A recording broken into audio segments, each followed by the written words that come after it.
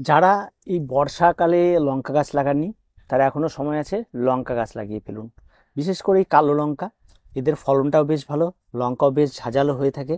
আর গাছগুলিতে আপনারা একটা জিনিস দেখবেন, শীতকালে এই সমস্ত গাছের যা ফলন হয় এই সময় এসে কিন্তু অনেক বেশি হয়। আর তার সঙ্গে কিন্তু পাল্লা দিয়ে থাকে বর্ষার একটা যুদ্ধ। আর তারপরেও বাজারে কিন্তু লঙ্কার আকাশ ছোঁয়া দাম থাকে। তাই এই সময় এসে যদি আপনি আপনার ছাদ বাগানের লঙ্কা গাছগুলো লাগিয়ে থাকেন, তাহলে লঙ্কা গাছে কিন্তু পরিচর্যা করতে হবে। লঙ্কা গাছ মূলত আপনি যদি টবে লাগিয়ে থাকেন, তাহলে আপনি সবসময় যেন বর্ষাকালে 50% মাটি, 30% কম্পোস্ট আর 20% বালি দিয়ে উইল্ডেন্স মাটি করার চেষ্টা করুন। গোড়ায় যেন কোনো রকম জল না জমে, তাহলে কিন্তু ভালো হবে না। সেভাবে আপনি মাটি তৈরি করবেন। আমাদের এখানে মাটি দেখলে আপনারা বুঝতে পারবেন এই মাটির মধ্যে তেমন কোনো কিছু নেই। আর যা আছে সমস্তটাই সার, তারপর পাতা পচা এগুলি রয়েছে, আর বালি রয়েছে। এই সাইডে একটু বুঝতে পারবেন বালির মিশ্রণ রয়েছে। ঠিক আছে, এরকম রয়েছে। তো এইভাবে দিয়ে মাটির গাছটিকে লাগিয়ে দিতে হবে। গাছ লাগিয়ে দিলে মোটামুটি আপনার 20 দিনের মাথায় এসে গাছ বেশ বড় হয়। লঙ্কা গাছ কিন্তু অনেক ফাস্ট গ্রোথের গাছ, খুব তাড়াতাড়ি বেড়ে ওঠে। আর এই সময় রোগ পোকামাকড়টাও কম হবে। আর যখন আপনার গাছের সাইজ এইরকম হয়ে গেছে, তার মানে কি সামনেই ফুল আসবে। আর ফুল আসার আগ আগ দিয়ে আপনার গাছে কিছু পরিচর্যা করতে হবে। প্রথম, গাছের গোড়া ভালো করে পরিষ্কার পরিচ্ছন্ন করতে হবে। যত ধরনের আগাছা আছে, এই আগাছা থাকলে কিন্তু একটা সময় আসলে লঙ্কা আছে, লঙ্কা আর হবে না, আগাছা খেতে হবে আপনাকে। ঠিক আছে, এগুলিকে ভালো করে পরিষ্কার পরিচ্ছন্ন করে নিতে হবে। এগুলিকে প্রত্যেকটা গাছে তাই করতে হবে। এখানে একটা ডাটা মূলত বীজ ফেলা হয়, সেখান থেকে প্রচুর জায়গায় হয়ে যায়। তো এই ডাটাটা এখানে রাখা যাবে না, কারণ তাহলে গাছের সমস্ত খাদ্য গুণাগুণ এরাই খেয়ে ফেলবে। এবার আমাদের যেটা করতে হবে, গাছে কিছু খাবার প্রয়োগ করতে হবে। আমি বাগানে যত সবজি করি সব সবজির ক্ষেত্রেই অর্গানিকভাবেই করি, এবং সেখানে কোনো রকম রাসায়নিক কিছু তেমন ইউজ করি না। আর যেটা মূলত এই সময় এসে লঙ্কা গাছে প্রয়োগ করব, এটা আমার ভার্মি কম্পোস্ট রয়েছে, এটা হাড় গুঁড়ো, নিম খোল, এখানে রয়েছে শিংকুচি। এগুলি সবগুলি সমান সমানভাবে দেবো, একটা হাতের আইডিয়া করে নিচ্ছি এভাবে।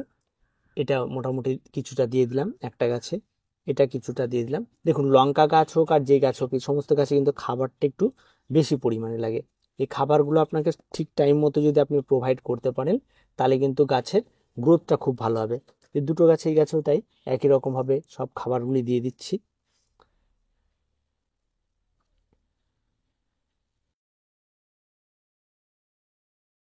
খাবার দেওয়ার পর আপনাকে যেটা করতে হবে, যেটা মূল কাজ, সেটা হচ্ছে গাছে একটু নিড়ানি দিতে হবে। অবশ্যই গাছের গোড়াগুলি দেখুন, রুট, মাটি এতটাই হালকা যে রুট কিন্তু দারুণভাবে ছাড়িয়ে গেছে। যে পুরো জায়গাতে ভালো করে দেখলে দেখতে পাবেন রুট কিন্তু প্রচুর পরিমাণ ছেড়ে গেছে। তার মানে কি, মাটিটা ঠিক আছে, যার জন্য কিন্তু গাছ খুব ভালো হয়েছে। আর এই যে নিড়ানি দিতে গিয়ে হালকা পাতলা যে রুট একটু সরছে, তাতে কোনো ভয়ের কোনো কিছু নেই। এতে গাছ আবার নতুন রুট ছাড়বেই। এবং এই যে খাবারটি আমরা দিলাম, এই খাবার দেওয়ার পর কি হবে, গাছে ফুল আসবে। ফুল আসার পর ফুলগুলি ঝরে যাওয়ার ব্যাপারটা থাকে, সেটা হবে না। তার সঙ্গে সঙ্গে অনেক লঙ্কা থাকে যেগুলি পড়ে যায়। এবার সে পাতা কুঁকড়ে যাওয়ার ব্যাপারটা, এখানে যদি আপনি ভালো করে লক্ষ্য করেন, দেখবেন এই যে পাতা কুঁকড়ে যাওয়া একটা বিষয় কিন্তু রয়েছে এই সমস্ত গাছেও। এই পাতা কুঁকড়ে যাওয়ার বিষয় থেকে ভয় পাবেন না। একতারা নামে একটা ফার্টিলাইজার পাওয়া যায়, সেটা আপনি ব্যবহার করতে পারেন। যদি রাসায়নিক কীটনাশক ব্যবহার করতে চান, তাহলে একতারা আপনি ব্যবহার করুন, অনায়াসে এটা দূর হয়ে যাবে। আর যদি না করতে চান, তাহলে আপনার যেটা কাজ, সেটা হচ্ছে এই বর্ষাকালের দিনে যখন বৃষ্টি হবে, তখন গাছকে বৃষ্টিতে পরিষ্কার করে ধুয়ে দিন। আর না হলে আপনি মাঝে মধ্যে স্প্রে দিয়ে ভালো করে, ঠিক এইভাবে আপনি স্প্রে করুন। স্প্রে করে করে গাছগুলিকে খুব ভালো করে স্নান করিয়ে দিন। এভাবে আপনাকে কিন্তু স্প্রেগুলি ভালো করে করতে হবে। পুরো গাছের নিচ থেকে উপর পর্যন্ত পুরো গাছগুলিতে সুন্দর করে স্প্রে করতে হবে। পাতা থেকে শুরু করে সব পরিষ্কার করে দিতে হবে। এটা আপনাকে প্রতিদিন করতে হবে না এই জিনিসটা, এটা আপনাকে করতে হবে যেটা, সেটা প্রতি সপ্তাহে এটা আপনাকে করতে হবে। তবে যখন ফুল আসবে তখন কিন্তু এটা কম করবেন। আর এবার একটা বিষয় আছে, ফুল আসলে কি গাছ বৃষ্টিতে ভিজে কোনো ক্ষতি হবে? কোনো রকম কোনো ক্ষতির কিছু নেই। আপনার গাছ যেভাবে রয়েছে সেভাবেই থাকবে। ফুল সানলাইটে রাখতে হবে এই সমস্ত গাছগুলি, তাহলে গাছের গোড়ায় জল না জমলে কিন্তু লঙ্কার প্রচুর ফলন হবে। আর লঙ্কা যখন ধরবে তখন তো অবশ্যই আপনাদের সঙ্গে শেয়ার করব। আর মূল এই ছোট্ট গাছটিই থাকে লঙ্কা গাছে, আর তেমন কোনো কিছু থাকে না। আর যদি কেউ রাসায়নিক সার ইউজ করতে চান, অবশ্যই এনপিকে, সেম রেশিওর যে কোনো খাবার এখানে ব্যবহার করে দিন, দেখবেন দুর্দান্ত হবে। আর দেখতেও বেশ ভালো হবে। আর গাছের চেহারাও অত্যন্ত সুন্দর হয়ে যাবে।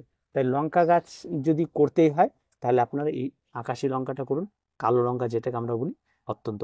আর একটা বিষয় যেটা, এই যে সাপোর্ট, এটা কিন্তু অত্যন্ত প্রয়োজন এই সময়। গাছের সাপোর্টটা কিন্তু অবশ্যই দিতে হবে, নাহলে এই সময় ঝড় বৃষ্টি হাওয়া যে কোনো মুহূর্তে কিন্তু গাছ উল্টে পড়ে যেতে পারে বা ভেঙে পড়ে যেতে পারে, কারণ এই সময় গাছের গোড়াটা সবসময় যে নরম থাকে। এই ব্যাপারগুলোকে একটু খেয়াল রাখবেন। তাহলেই আর কোনো চিন্তার কিছু নেই লঙ্কা গাছে। আর ফলন যখন হচ্ছে তখন তো অবশ্যই আপনাকে দেখাবো। আর সম্পূর্ণটা অর্গানিকভাবেই করার চেষ্টা করবেন। আর সব রকম ব্যবস্থায় বলে দেওয়া হলো, যেটা আপনাদের পছন্দ আপনারা করুন। তবে হ্যাঁ, গাছে বেশি টর্চারিং করবেন না, গাছের মতো বাড়তে দিন, দেখবেন গাছ অনেক বেশি সুন্দর হবে। তো আর কিছু বলার নেই, আজকে এ পর্যন্তই। দেখা হচ্ছে পরবর্তী ভিডিওতে। প্রত্যেকে ভালো থাকবেন, প্রত্যেকে সুস্থ থাকবেন, চ্যানেলটিকে অবশ্যই সাবস্ক্রাইব করে রাখবেন।